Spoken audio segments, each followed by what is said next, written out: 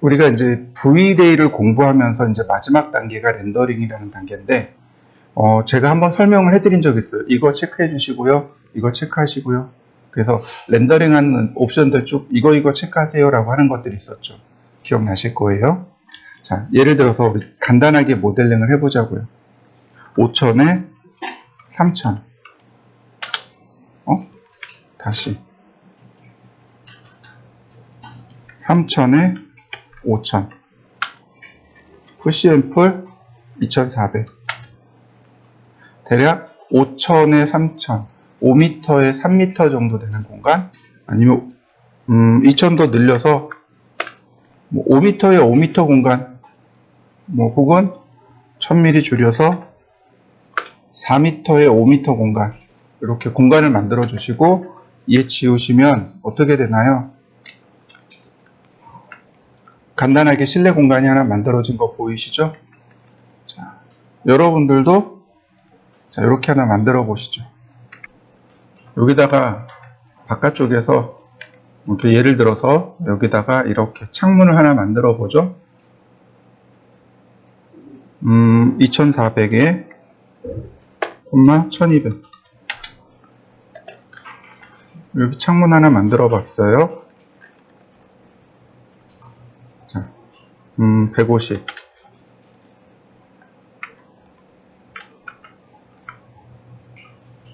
150.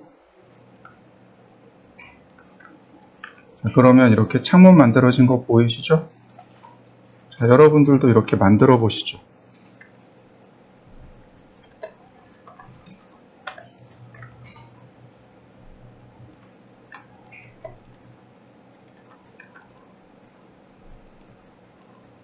특별한 건 없어요. 그냥 벽에 돌출한 것 뿐이죠. 150mm 돌출한 것 뿐입니다.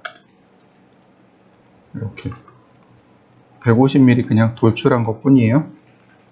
특별한 건 없어요.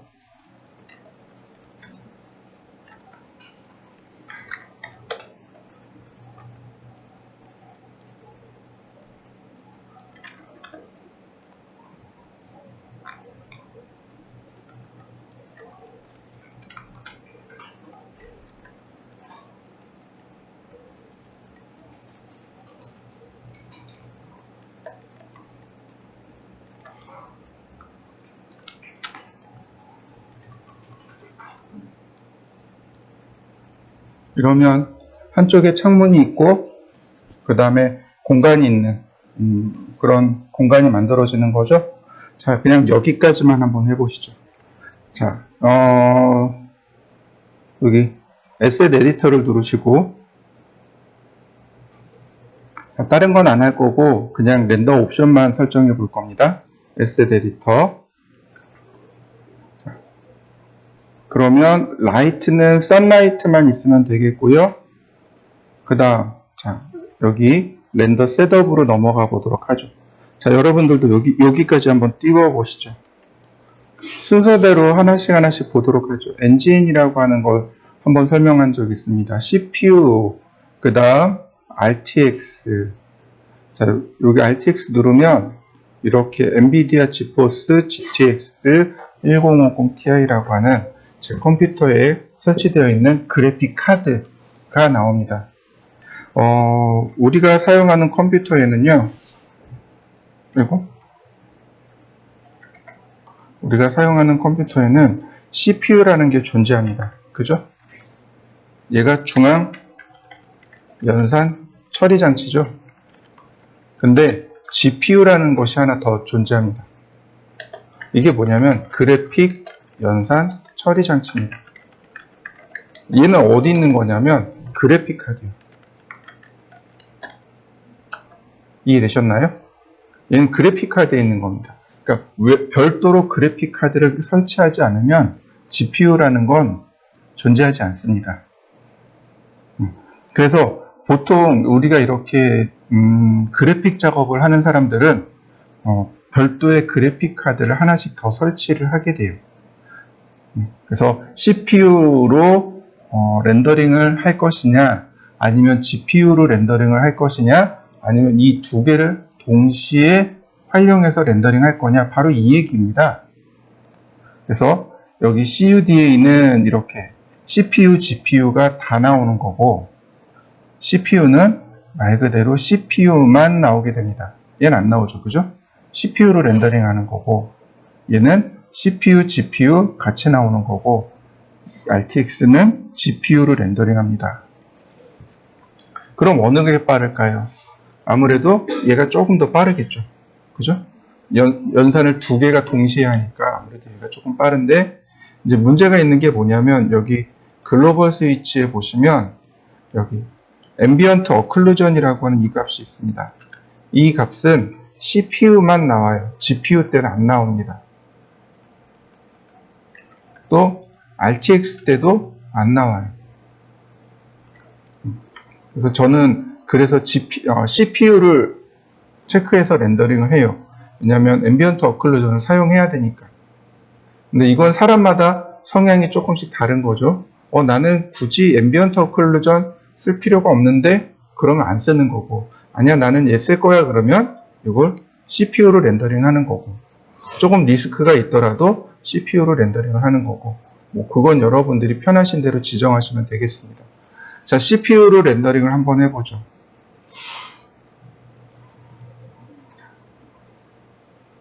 대략 이런 정도 렌더링 타임이 걸리네요.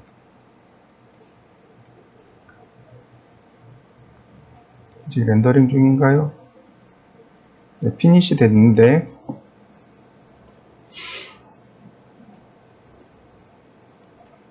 자, 이번엔 CPU, GPU 동시에 체크하고 렌더.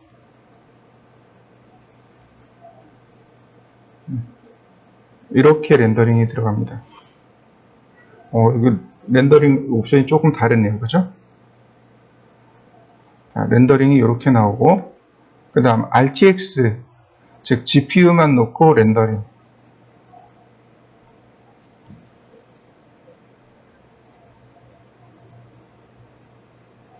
이 정도의 시간이 걸리게 됩니다. 아직 렌더링이 안 끝났어요.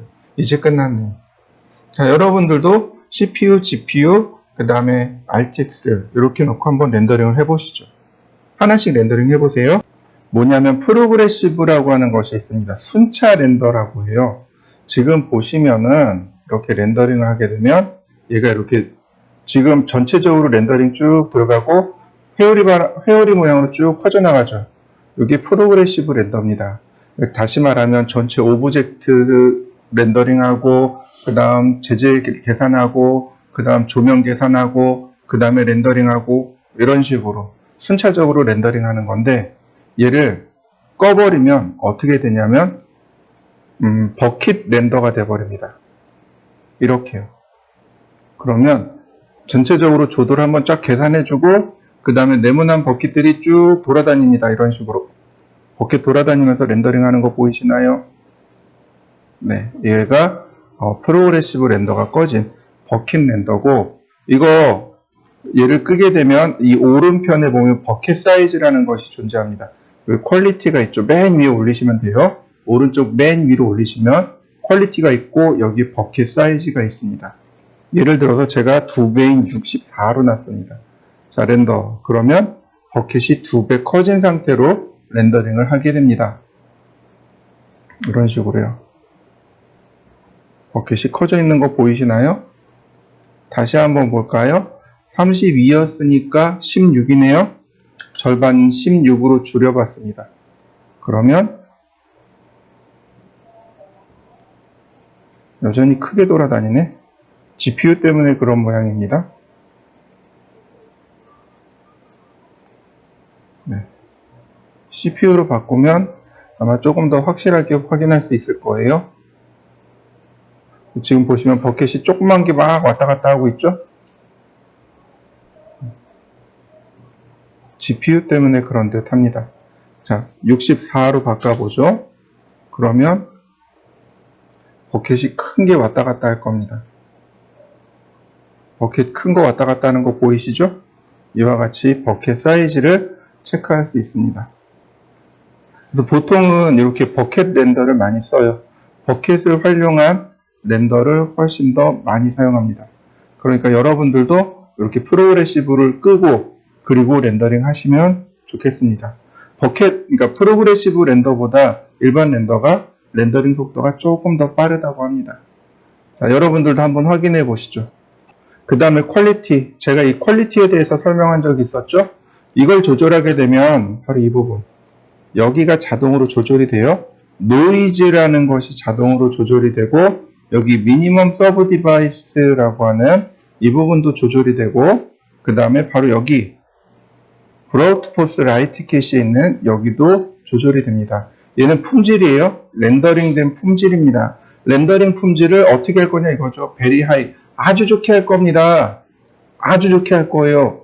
렌더링 품질을 아주 낮게 할 겁니다. 로우, 아주 낮게 할 겁니다. 이렇게요. 로우, 아주 낮게 할 겁니다. 하이 플러스, 아주 좋게 할 겁니다.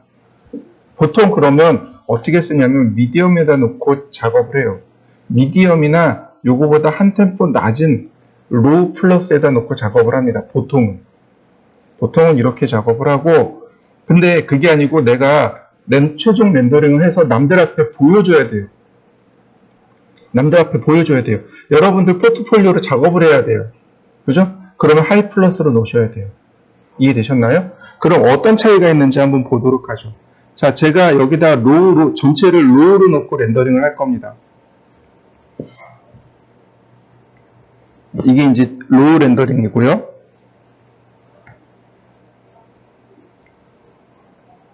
자, 여기 보이시나요? 지글지글지글한 거? 이렇게 지글지글한 거 보이시나요? 얘가 노이즈입니다. 이 노이즈가, 자, 부분 렌더를 쓸 겁니다. 부분 렌더를 쓸 거예요. 얘를 리전 렌더라고 합니다. 영역, 지역이란 뜻이에요. 요만큼만 붙잡아다가 이번엔 미디엄으로 놓고 렌더링. 여기만 미디엄 렌더 할 거예요. 자, 어떤가요? 품질이 조금 더 좋아진 거 보이시나요? 자, 다시 한번 봅시다.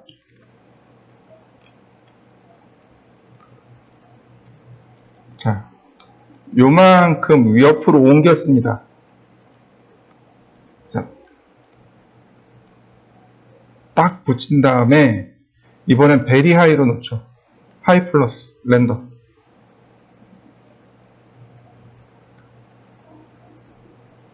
어떤가요? 품질이 달라진 거 보이시나요?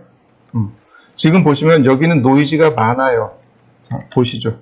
노이즈가 많아요. 이게 로우예요. 제일 낮은 등급이고, 요게 미디엄 등급이고, 요게 제일 하이 등급입니다. 이해되셨나요? 그러면 렌더링 타임도 당연히 차이가 날 수밖에 없어요. 로우로 놓으면 렌더링이 빨리 끝납니다. 미디엄은 조금 중간 정도로 끝나게 되는 거고, 하이 플러스는 아주 느리게 계산합니다. 계산해야 될 게 많으니까 렌더링 품질이 올라가니까 결국은 느려질 수밖에 없습니다. 이해되셨나요?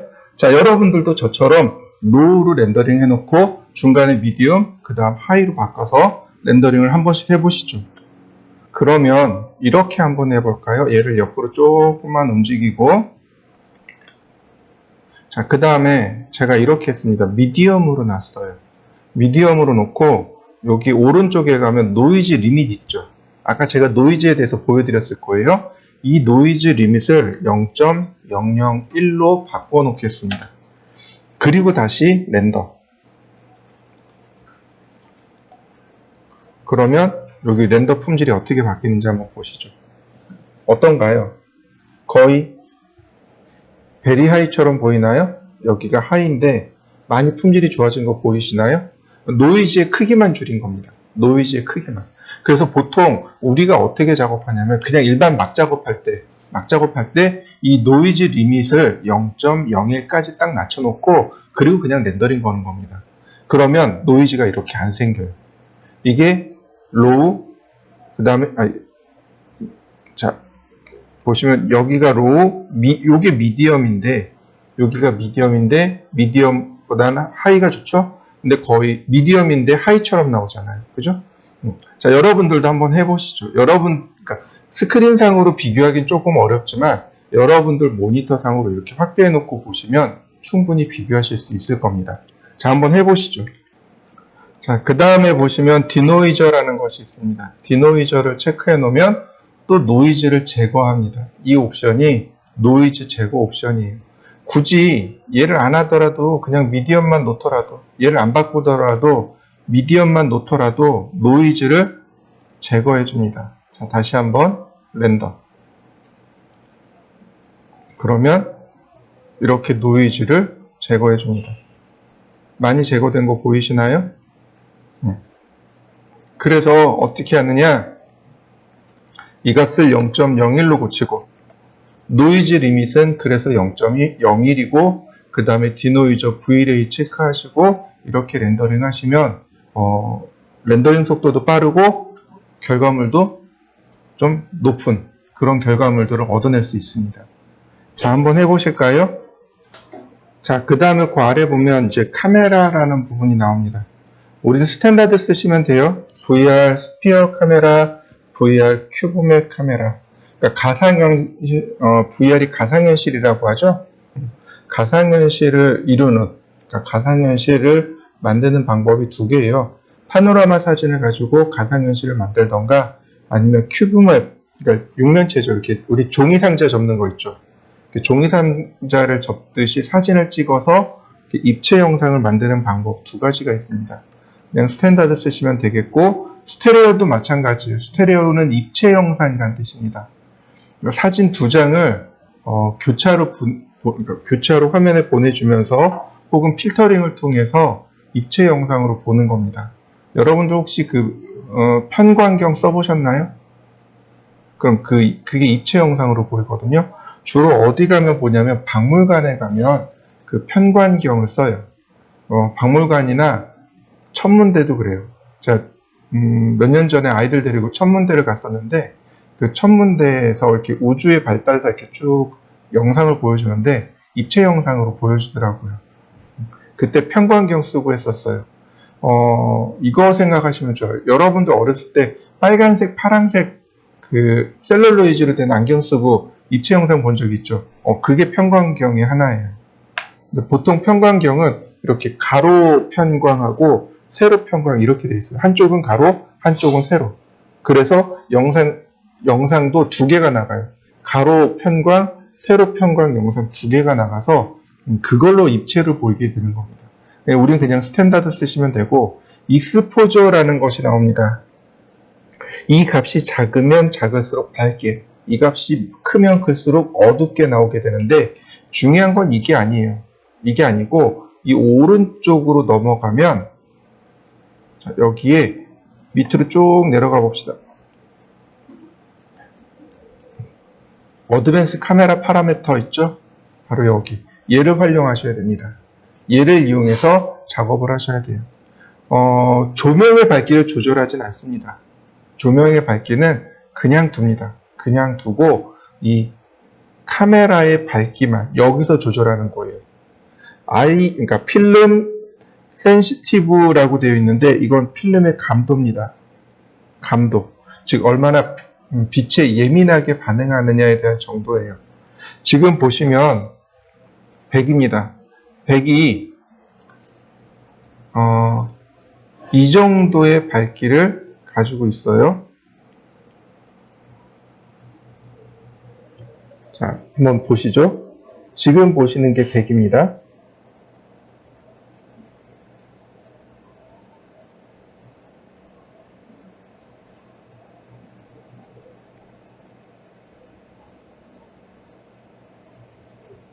자, 이번엔 제가 여기 절반을 이만큼 선택을 하죠.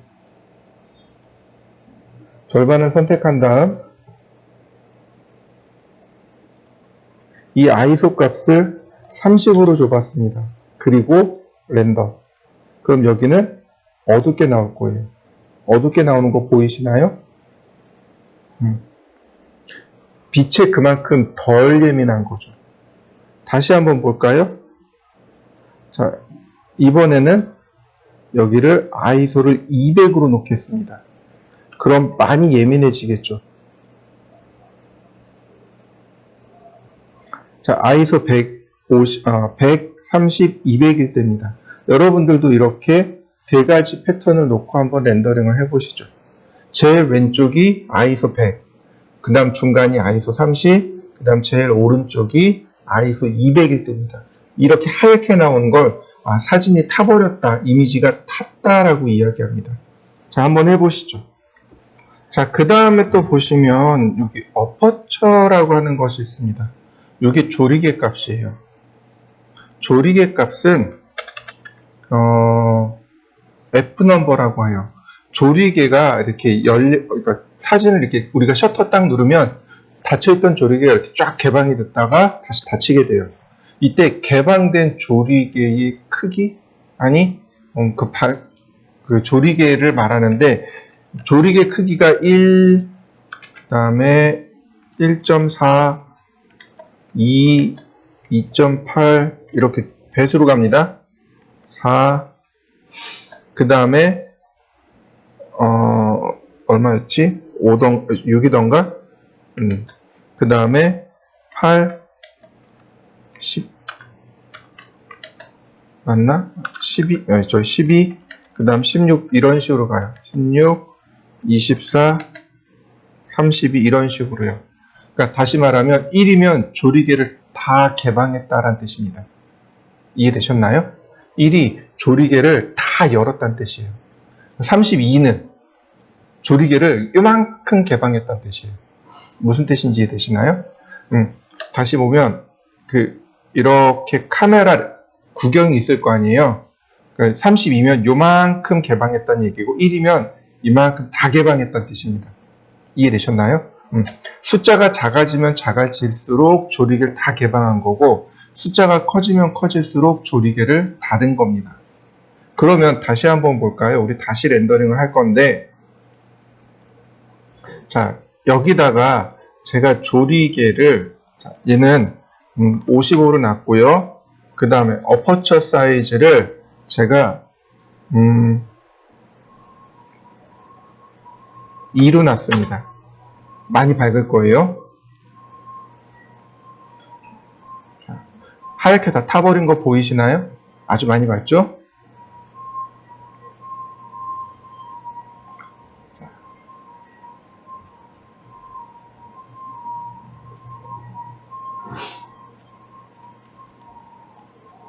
자, 근데 그 옆으로 이동해서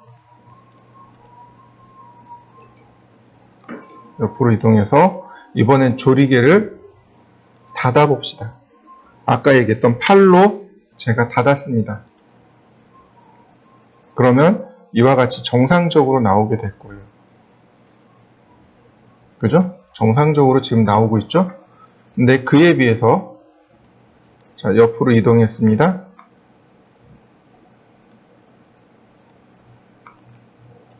이번엔 조리개를 더 닫아봤습니다. 8이니까 2배 정도, 16. 그러면 더 닫은 거니까 또 어둡게 나오겠죠. 지금 어둡게 나오는 거 보이시나요? 네. 그 밝기를 조절하는 게 필름 감도를 조절해서 필름 감도가 높아지면 밝아지고 필름 감도가 낮아지면 어두워지고 조리개 숫자가 작아지면 밝아지고 조리개 숫자가 커지면 오히려 어두워지는 이렇게. 자, 여러분들도 3번 렌더링 해보시죠. 그 다음에는 그 아래쪽에 셔터 스피드라는 것이 있습니다. 셔터가 얼마나 열리고 빨리 닫히냐 이거죠. 우리가 위에 이렇게 셔터 버튼 있죠. 버튼을 누르는 순간 그 기계 안쪽에, 카메라 안쪽에서 셔터가 이렇게 딱 열렸다가 닫혀요. 근데 얘가 1000분의 1초 혹은 100분의 1초로 닫히게 됩니다. 이게 분의 1초예요. 지금 보시면 나머지 값은 그대로 놓고 우리 여기 셔터 값만 조절해 보자고요. 자, 여기는 제가 셔터를 300이니까 2배, 600분의 1초. 값은 똑같아요. 값은 여기랑 똑같습니다. 근데 600분의 1초입니다. 600분의 1초면 거의 찰나죠. 300분의 1초보다 더 빨리 열리고 닫히는 거죠. 그죠? 자, 렌더링을 하게 되면 더 어둡게 나오게 됩니다. 어두워진 거 보이시나요? 자, 다시 한번 보도록 하죠. 자, 이번에는 150분의 1초예요. 그럼 300분의 1초보다 더 늦게 열리고, 그러니까 더 빨리 열려서 더 늦게 닫히는 거죠.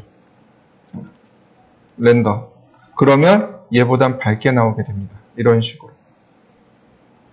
자, 이해되셨나요? 이 세 가지 값을 가지고 밝고 어둡기를 조절을 해줘야 되는 겁니다. 여러분들이 원하는 밝기 값을 맞추는 거예요. 이해되셨죠? 그거에 따라서, 이 밝기에 따라서 여기 있는 exposure value 값이 자동으로 바뀌게 됩니다. EV 값이 자동으로 바뀌어요. EV로 조절하지 마시고 여기 어드밴스 카메라 파라미터를 가지고 밝고 어둡기를 조절하시면 좋습니다. 또 하나, 여러분들이 가지고 있는 휴대폰 있죠. 휴대폰에 좀 좋은 거는 프로 모드가 있죠. 그 프로 모드가 바로 이걸 가지고 조절을 해요. 필름 감독값하고 그 다음에 셔터 스피드 이 두 가지로 조절합니다. 저도 하나 제 휴대폰에 있는 것도 이 두 가지로 조절해요. 그 조리개 값은 조절이 안 되더라고요. 조리개는 자동 조절이더라고요. 보니까. 그래서 소위 말하는 그 S급 카메라들 있잖아요. 그 삼성 그 S로 가는 것들이 반자동이더라고. 완전 자동은 아니고 반자동입니다. 조리개는 조절이 안 되는 반자동입니다. 자, 여러분들도 여기까지 한번 렌더링 해보시죠. 자, 그 다음에는 다시 왼쪽으로 넘어오겠습니다. 여기 Depth of Field라고 하는 항목이 있습니다. Depth of Field가 Out Focusing이라는 뜻이에요. Out Focusing. 일부러 Out Focusing을 만들어주는 게 Depth of Field인데, 원래 일반 카메라 있죠. 일반 그 수동 카메라. 수동 카메라는 이 Depth of Field를 누가 만드냐면 이 조리개 값으로 만듭니다. 조리개 값을 열어버리면 아웃포커싱이 일어나요.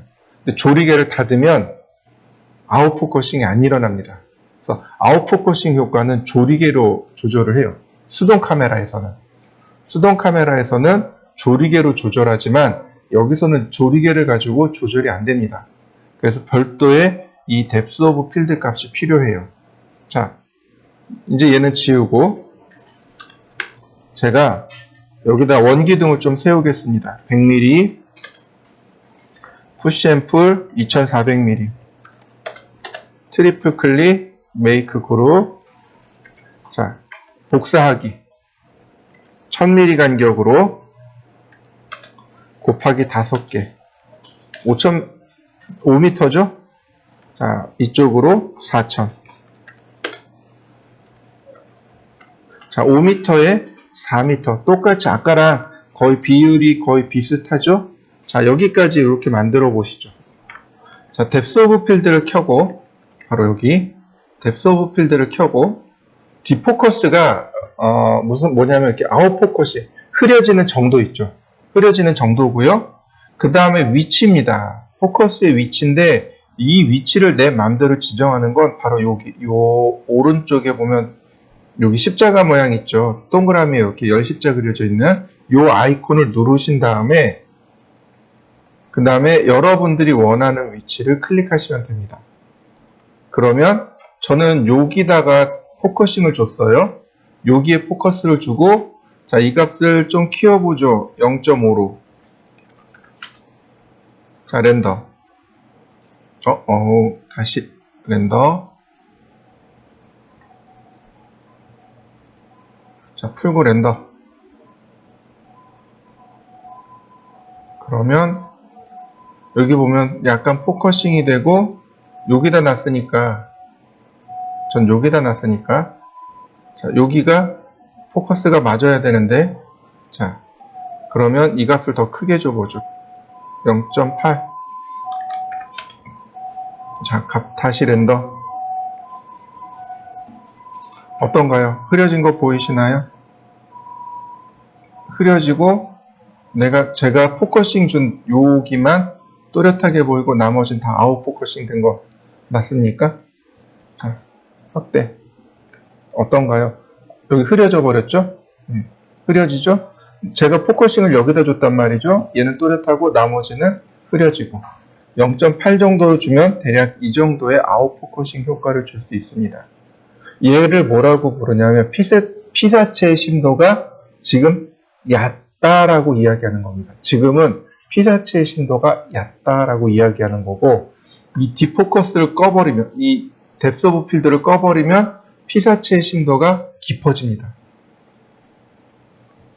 지금 여기서부터 여기까지 다 또렷하게 나오죠. 그죠? 심도가 깊어진 겁니다. 요거를 심도가 깊다라고 얘기하는 거고, 뎁스 오브 필드를 켜버리면 어떻게 돼요? 포커싱된 요 부위만 또렷하게 보이죠. 심도가 얕아졌다, 이렇게 이야기합니다. 자, 여러분들도 한번 해보시죠. 그 다음 이펙트는 됐고, 자, 렌더 아웃풋 요거 좀 기억해 두셔야 돼요. 세이프 프레임을 체크하게 되면 화면에 이런 게 나옵니다. 화면에 이렇게 나와요. 요 위에 아래 보이시나요? 회색 줄. 이거 렌더 옵션 바꾸면 바뀌어요. 요거 비율을 제가 4:3으로 놨습니다. 그러면 여기 회색 영역이 생긴 거 보이시나요? 렌더링 안 되는 부분입니다.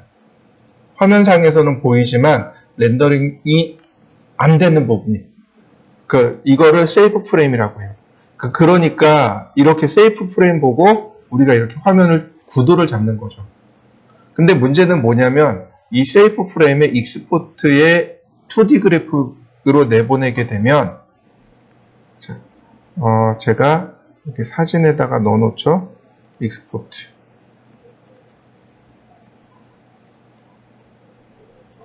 그러면 이렇게 나와요.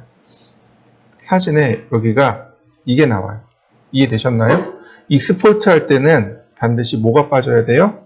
네, 얘가 빠져야 돼요. 세이프 프레임이 빠지셔야 돼요. 그래야 이 세이프 프레임을 빼고 2D 그래픽으로 내보내야만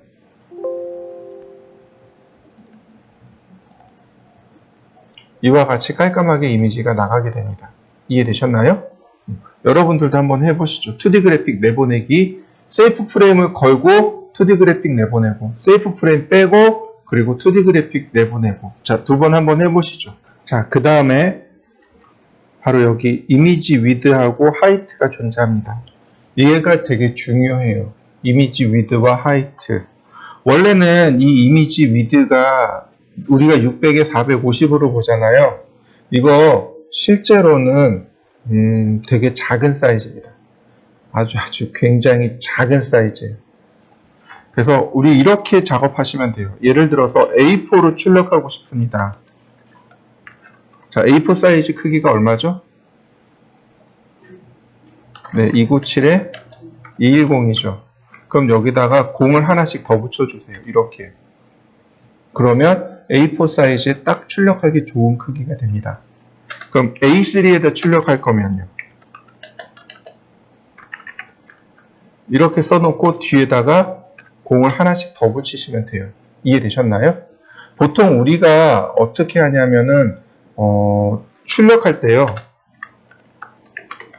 출력 시 해상도가 300ppi를 맞추게 됩니다. 300ppi 또는 300dpi라고 합니다. dpi. 도트 퍼 인치란 뜻이에요. 1인치 안에 몇 개의 도트, 점을 찍을 것인가. 다시 말해, ppi는 1인치 안에 몇 개의 픽셀이 찍힐 것인가. 예를 들어서 이렇게 비교해 보시죠. 100 ppi하고 혹은 100 dpi하고 300 dpi하고 어떤가요? 1인치 안에 100개의 점이 찍히는 거하고 1인치 안에 300개의 점이 찍히는 거하고 어느 쪽이 점의 크기가 작을까요? 잘 생각이 안 나면 여러분들 모자이크 생각하시면 돼요. 모자이크 할 때 보통 이렇게 손으로 이렇게 조금씩 찢어서 풀 붙여서 하잖아요. 그 모자이크 크기를 생각해 보세요. 저는 이제 초등학교 다닐 때 모자이크를 했었는데 그냥 선생님이 손으로 이렇게 찢어서 붙이면 돼, 풀칠하고. 제 친구는 풀칠하고 거기다가 샤프로 이렇게 꼭꼭꼭 찍어서 하더라고요. 선생님이 걔 보고 잘한다고 칭찬하더라고요. 완전 배신감을 느꼈잖아요. 선생님은 그러니까 시간 관계상 이렇게 뚝뚝 떼서 하라 그랬는데 걔는 꼼꼼하게 했다고 칭찬받더라고요. 근데 생각해 보세요. 그 모자이크의 크기가 작으면 모자이크가 예쁘게 나오죠. 모자이크가 크면 안 예쁘죠. 자, 똑같은 크기 안에 내가 손으로 띄어서 모자이크를 이렇게 붙였어요. 그럼 입자가 크죠. 근데 샤프로 이렇게 꾹꾹꾹꾹 찍었어요. 그럼 입자가 작아지죠. 바로 그 얘기예요. 1인치 안에, 가로 세로 1인치 안에 100개의 점이 찍혔어요. 입자가 크다는 뜻이에요. 1인치 안에 300개의 점이 찍혔어요. 입자가 작아진다는 뜻이에요. 그럼 퀄리티가 좋아진다는 뜻입니다. 해상도가 높아지면 높아질수록 이미지의 퀄리티가 좋아지고, 해상도가 작아지면 작아질수록 이미지의 퀄리티가 낮아진다는 뜻입니다. 일반적으로 우리 모니터로 보는 해상도가 72ppi입니다. 그러니까 모니터 해상도가 72ppi예요. 여러분들 TV 있죠? TV도 72ppi입니다. 저 빔 프로젝터 있죠? 저것도 72ppi입니다.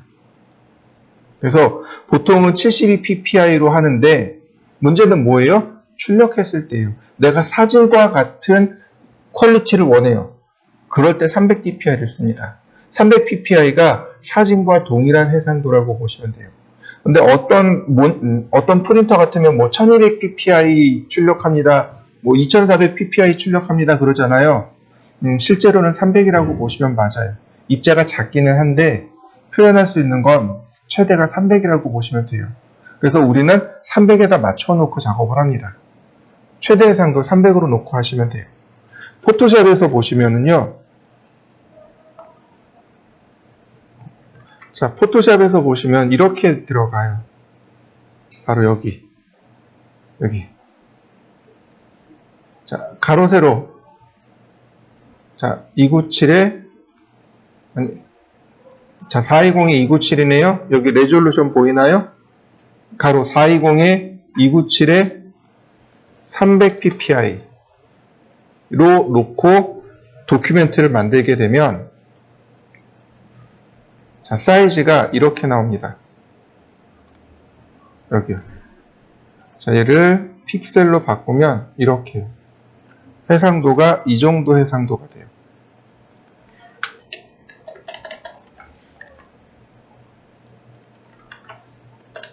이 정도 해상도가 됩니다. 원래 이 해상도로 작업을 하셔야 돼요. 4961에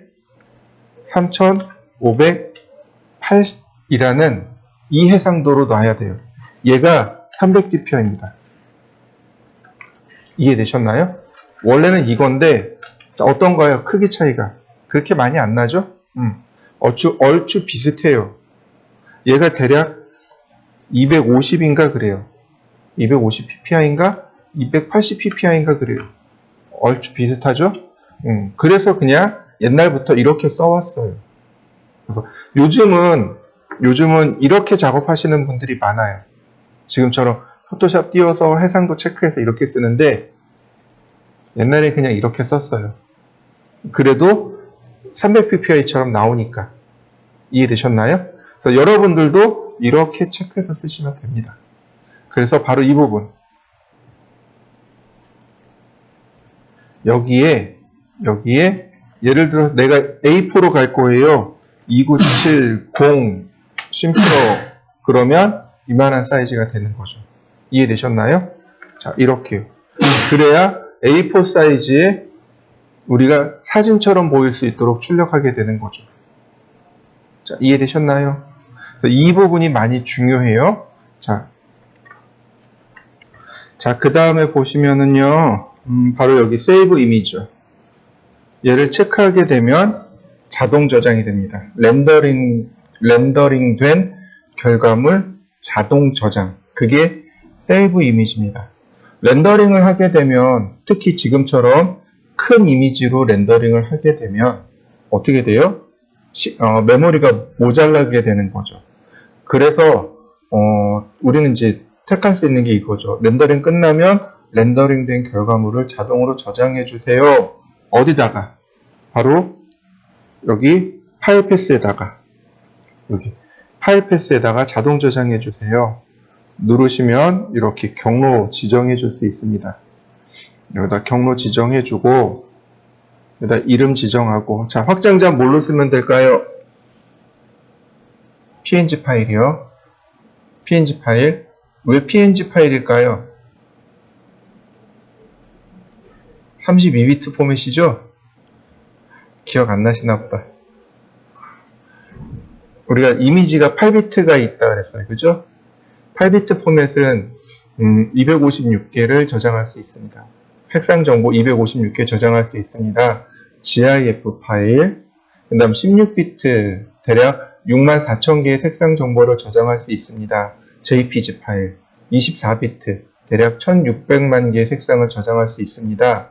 이걸 트루컬러라고 하는데 BMP 파일, 그 다음 TIF 파일이 여기에 해당하고, 그 다음에 32비트는 24비트 컬러 정보에 24비트면 1600만 개의 색상을 저장할 수 있고, 플러스 알파 채널 8비트가 함께 저장이 됩니다. 알파 채널이라 하면 투명도란 뜻이에요.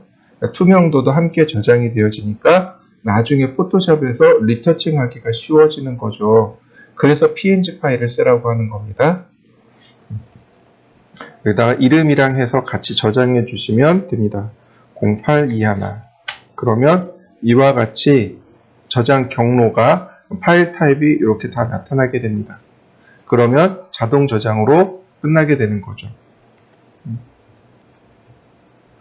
자, 렌더링 여긴 됐고,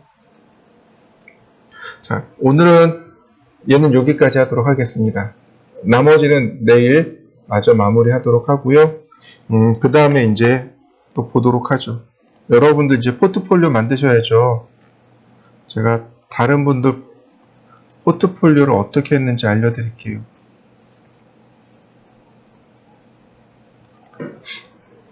이분은 PDF 파일로 만들었습니다.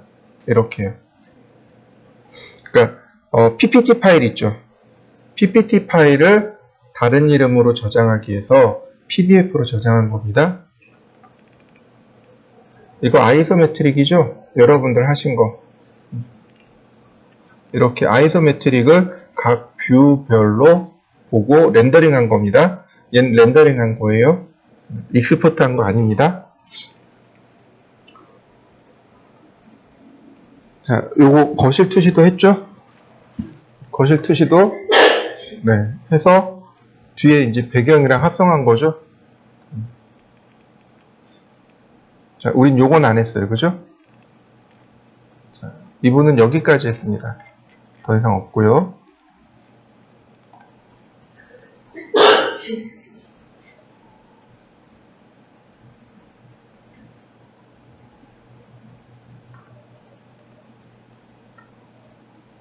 자, 이분은 PPT 파일입니다.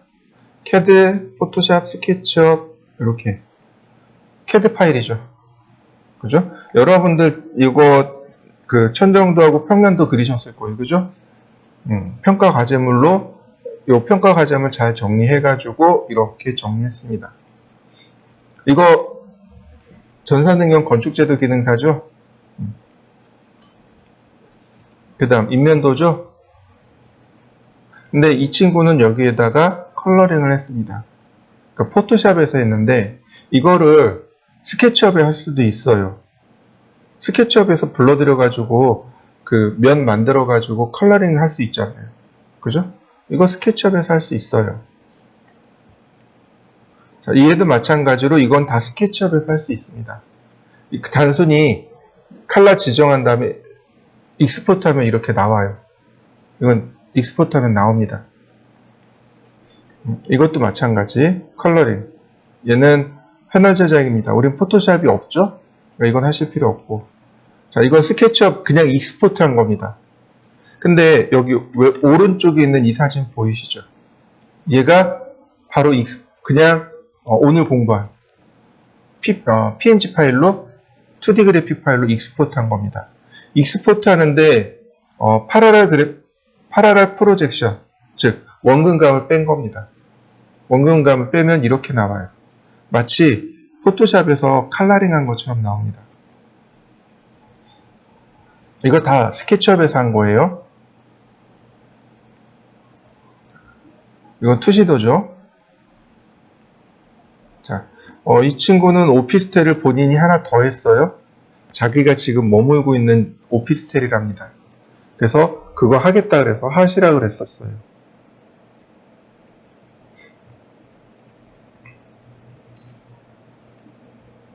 이거 다 렌더링한 거죠. 주방 투시도. 이거 우리 작업한 거잖아요. 이거 우리 작업한 거잖아요.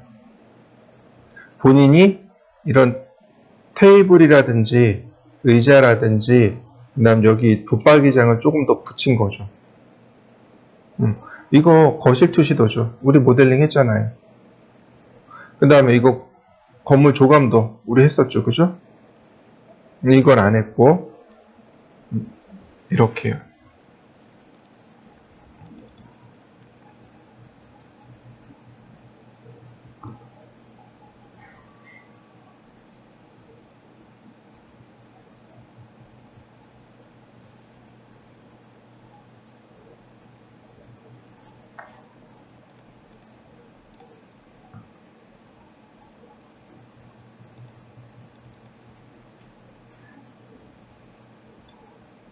자, 이렇게 지금 PPT 파일이에요. 보시면 이렇게 오토캐드 본인이 이제 작업한 것들 평면도, 입면도 이거 분명히 우리 평가 자료입니다. 그죠? 평가 자료예요. 평가 자료를 잘 정리해서 이렇게 가져가시면 돼요. 여러분들 포트폴리오로 넣으시면 됩니다. 나 도면 그릴 수 있습니다. 라고 증명하는 거죠. 이렇게. 천정도 그릴 수 있어요. 평면도 그릴 수 있습니다. 근데 이 친구는 이제 포토샵에서 포스터를 조금 더 만들었고요. 그 다음에 이거 판넬 작업한 거고, 컬러링 한 거고, 지금부터 이제 스케치업이죠. 지금 이거 작업하고 있는 거죠? 아이소메트릭. 그 다음에 이거 거실하고 주방 투시도죠? 우리 모델링 한 겁니다. 스케치업에서. 이렇게 나름대로 본인들이 꾸며서 렌더링을 합니다. 이렇게 렌더링 하시면 돼요. 그 다음에 이 친구는 이제 본인이 조금 더 프로젝트를 했습니다. 4인 기준 2층 주택이라고 해서 그래서 각각 1층 아이소, 2층 아이소 그 다음에 1층 투시도 이제 거실 투시도죠. 그 다음에 이제 방, 화장실, 식당 이런 식으로 투시도를 만들었고요. 그 다음에 2층입니다.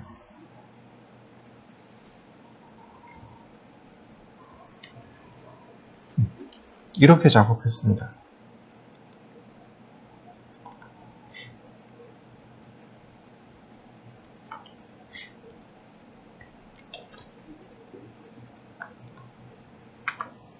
가장 좋은 건 이 친구가 가장 좋아요.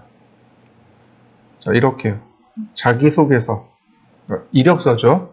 제일 첫 페이지 이력서가 들어가고 그 다음에 이제 자기소개서가 들어가는 거죠. 이런 식으로. 그 다음에 이제 프로젝트가 들어가는 거죠. 여기에 보시면 여기 나와 있는 이 이미지 있죠. 이거 렌더링 결과물입니다. 별도의 사진을 쓴 게 아니고 이런 식으로. 그 다음 이건 포토샵에서 컬러링 한 거고 그 다음 평면도 입면도 그린 거고 그 다음 아이소메트리 복층이에요. 복층입니다. 원룸 복층이에요. 그래서 복층에 대한 아이소메트릭을 첫 번째 버전, 두 번째 버전 1안, 2안 이렇게 작업한 겁니다. 그 다음에 투시도 얘는 렌더링 한 게 아니고 그냥 바로 익스포트 한 거죠. 2D 그래픽으로 내보내기.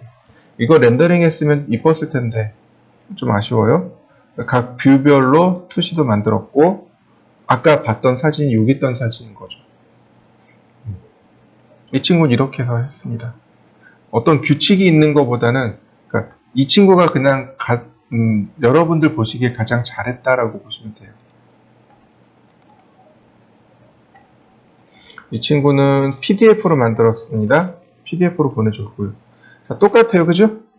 이것도 분명히 평가물 과제예요. 그 다음에 이것도 마찬가지고 이건 이제 전산응용 건축 제도 기능사인데 여기 다 완성이 안 끝났죠. 그냥 넣었어요. 이거 평가 과제물이고, 이거 아이소메트리 우리 함께 했던 거고, 이거는 3층 건물이죠. 좀 아쉬운 건 이 뒤에 뭔가 좀 있으면 좋겠는데 빠졌어요. 투시도죠. 근데 지금 이거 렌더링한 게 아니죠. 그죠? 2D 그래픽 내보내기죠. 실제로 실무에선 이렇게도 해요. 이것도 해요. 이해되시죠? 이것도 써요. 이거 주방이죠? 이건 안 했고, 이건 이제 본인이 프로젝트를 하나 더 한 겁니다. 렌더링 안 하고 그냥 간단하게 이렇게 처리했고, 본인 이제 식당을 하나 더 했습니다. 그리고 이게 이제 렌더링 한 거예요. 이렇게 렌더링한 결과물들을 합성하고 합성한 거죠. 이렇게 합성이 되면 느낌이 또 달라지는 거죠. 보드 작업하고. 자, 이해되시나요? 여러분들은 이렇게 작업하시면 돼요. 자, 다른 분도 한번 봅시다.